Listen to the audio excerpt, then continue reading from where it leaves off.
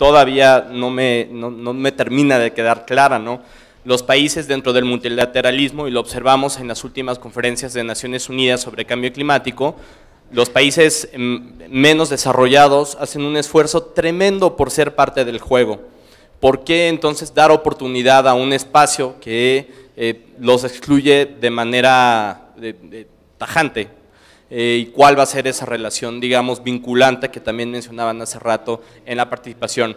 Y de Rocío, yo entiendo la necesidad de las organizaciones de buscar fondos para cambio climático, ¿no? Se requieren de 400 billones de dólares anuales para poder hacer frente a ello, pero referente a las fuentes innovadoras y en observarlo dentro del espacio de G20, en la última, bueno, en las negociaciones paralelas, intermedias de Bonn, Estados Unidos trataba de llevarse la discusión justamente de las fuentes de financiamiento para cambio climático al espacio de G20.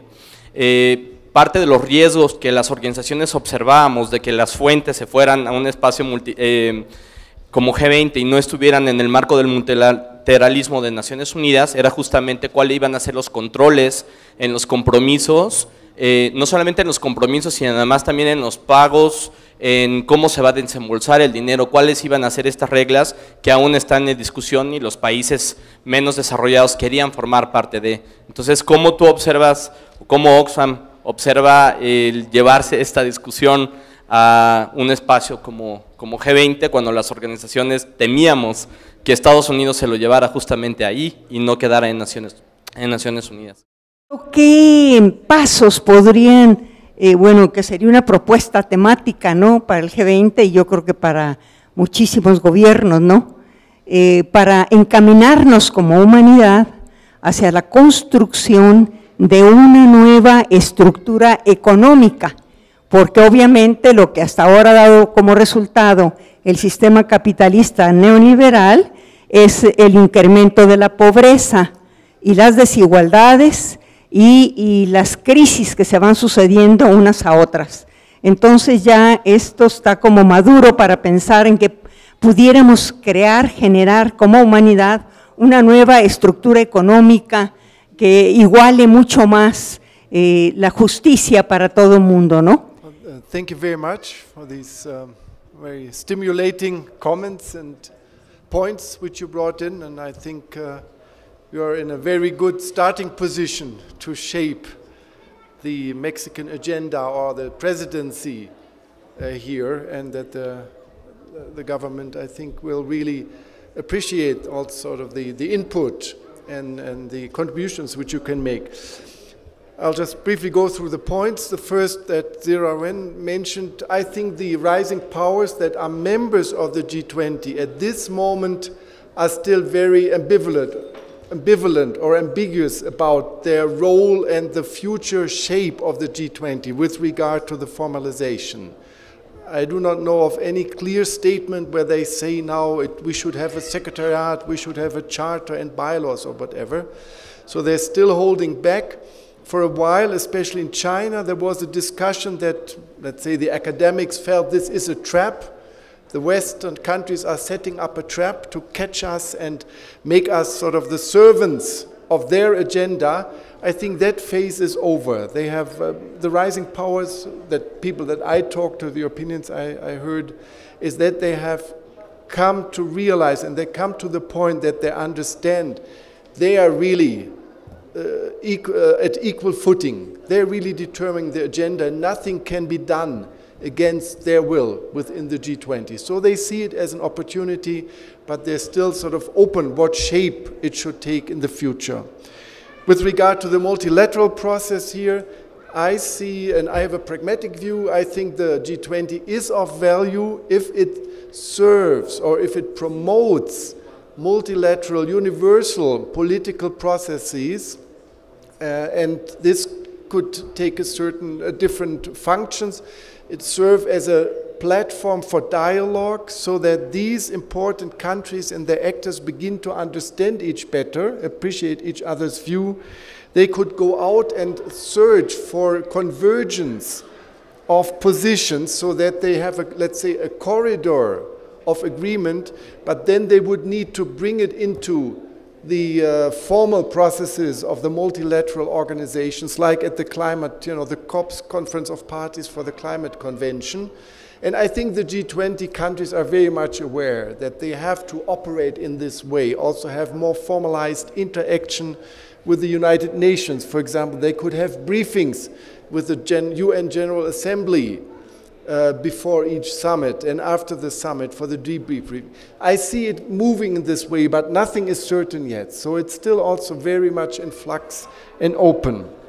The third point is I want to make you aware that the University of Toronto is now building up a global network of monitoring and holding the G20 accountable for their decisions and commitments.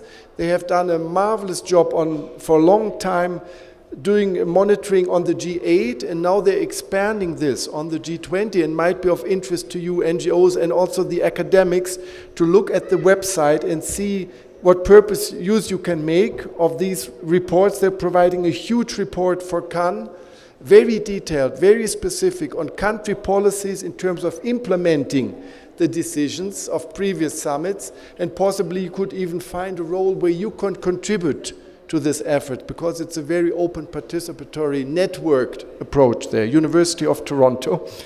The point on the European crisis now may be of interest to you. This is a very psychologically and in real power terms, this is a very completely new and humbling experience that European countries are going through.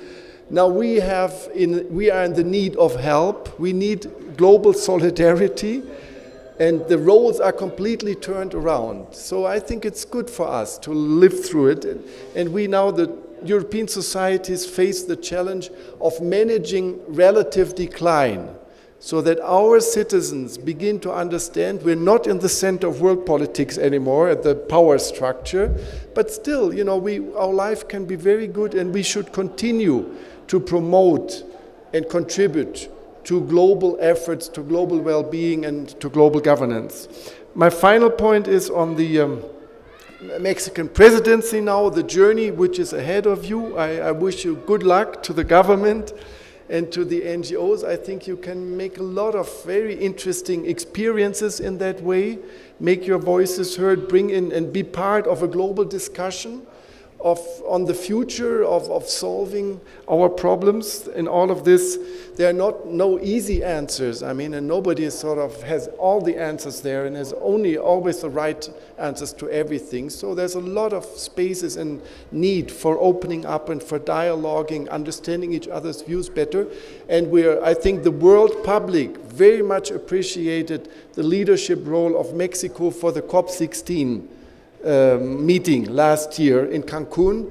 That was really a wonderful event. I mean, you got huge news coverage full of praise for the Mexican way that you took care of the whole process and brought it to a positive outcome, whatever was available there. But you handled the process much better, for example, than Denmark and the European Union the year before. So this, I think, should be the model which you're aspiring to with regard to the G20 presidency and the summit here next year.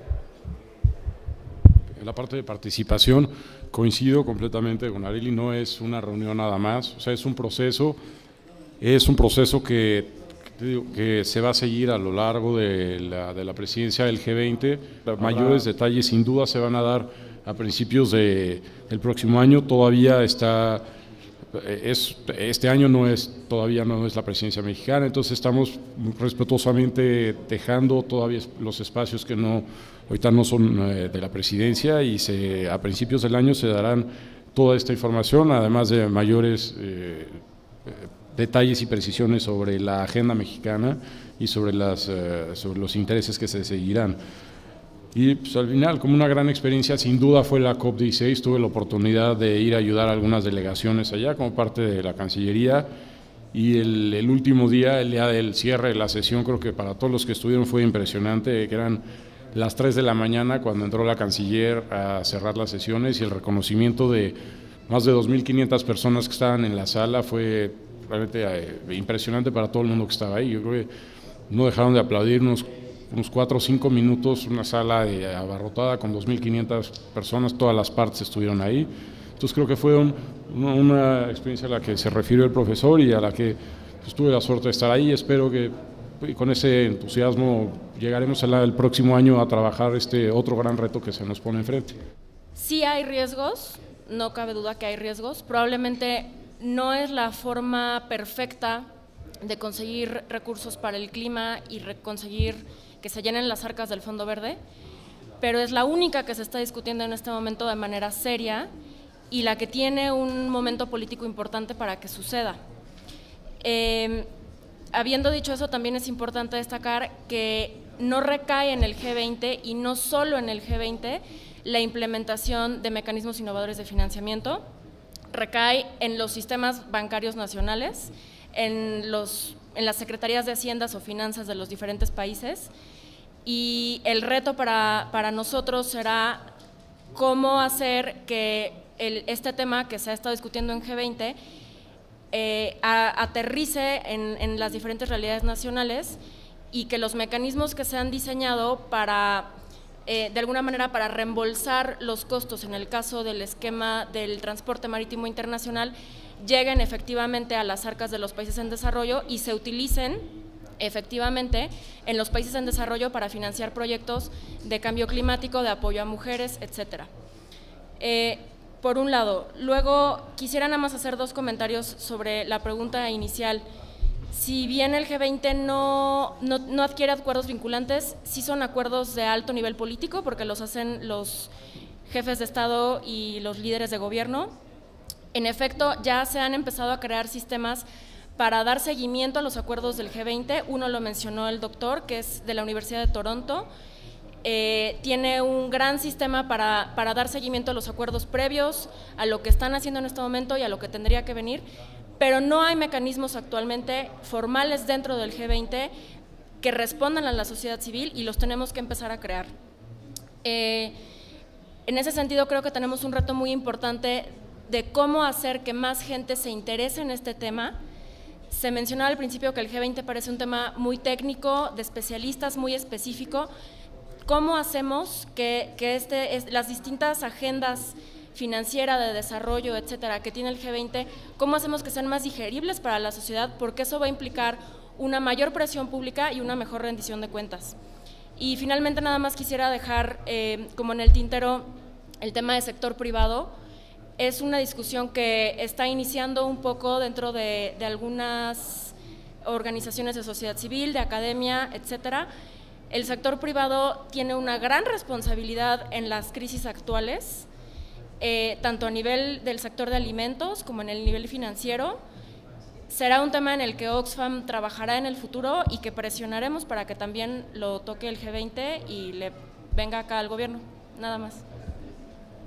Muchas gracias. Con eso yo quiero cerrar este panel. Yo creo, como ya había dicho al inicio, este debate solamente es un primer acercamiento a un tema bastante complejo y complicado.